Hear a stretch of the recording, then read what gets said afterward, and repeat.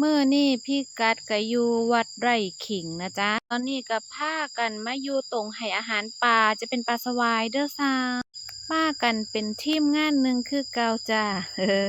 ปลากะโตบักใหญ่หนึ่งโตใหญ่เพิ่นคือเลี้ยงได้โตใหญ่ถึงคือแบบว่าคนมาให้อาหารแบบว่าบ่ขาดสายเนาะอิหยังจั่งซี้เนาะก็ถ่ายมาให้เบิ่งแบบบ่เคยเห็นแบบครั้งแรกคือกันนะจ๊ะที่มาเนี่ย โตใหญ่อีหลีทางวัดก็จะมีบริการแบบว่าให้ซื้ออาหารขนมปังอิหยังประมาณจั่งซี้เนาะพอย่างเข้ามานี่ก็จะเป็นแบบว่าสระปลาคาร์ฟเนาะหลากหลายสีโตน้อยโตใหญ่อิหยังแบบนี้ก็มีนะจ๊ะข้างในนี่อากาศก็จะบ่ร้อนปานใดก็จะออกเย็นๆเนาะเพราะว่ามันเป็นสระน้ำบ่อน้ำไผมาเมืองบรรยากาศก็เออ ก็มาแวะชมแวะหยังกันได้นะจ๊ะแบบว่าอันนี้ก็เป็นแบบว่า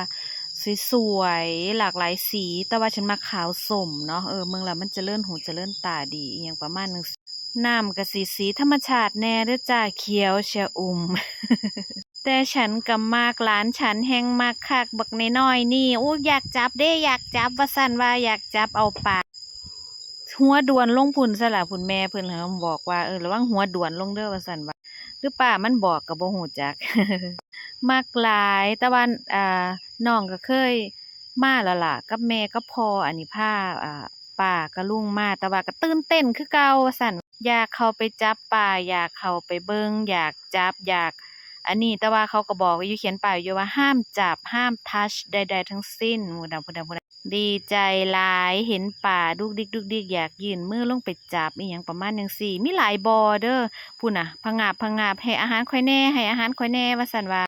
ฉันก็ไปกับท่านอีกเช่นเคยนะคะท่านก็บ่เคยเห็นแต่ว่าท่านก็ไปมาหลายหม้องแล้วแต่ว่าฉันก็อยากพาย่างเข้าไปเบิ่งแหน่อิหยังเนี่ยเป็นพระพุทธเจ้าเป็นแบบสมัยแต่ก่อนเฮาเนาะเป็นแบบนี้ดึกดำบรรพ์อิหยังประมาณจั่งซี้เนาะ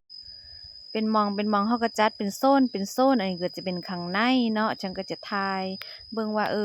พระพุทธเจ้าเฮาอดีตเป็นจั่งใดมาจั่งใด มีเก้าอี้ให้นั่งพักผ่อนหย่อนใจ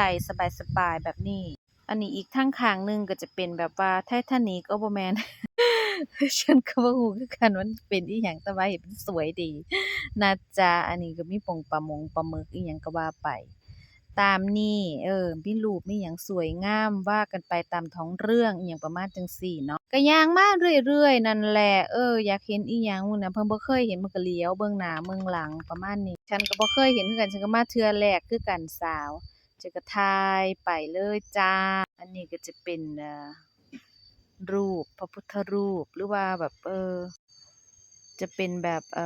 ไทยอินเดียประมาณจั่งซี้หรือเปล่าเนาะเออ ฉันก็บ่ได้อ่านคักแบบว่าบ่ได้ใส่แว่นน่ะนะฉันก็เลยได้แต่ถ่ายเห็นสวยดี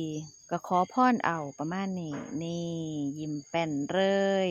แต่ว่าเพิ่นถ่ายรูปบ่หลายคือเฮาดอกแต่เฮาน่ะเอาทุกฉากทุกมุมทุกตอนคอยติดตามเด้อรอบหน้าสิได้พาไปไสอีกจ้าขอบคุณจ้าสวัสดีจ้า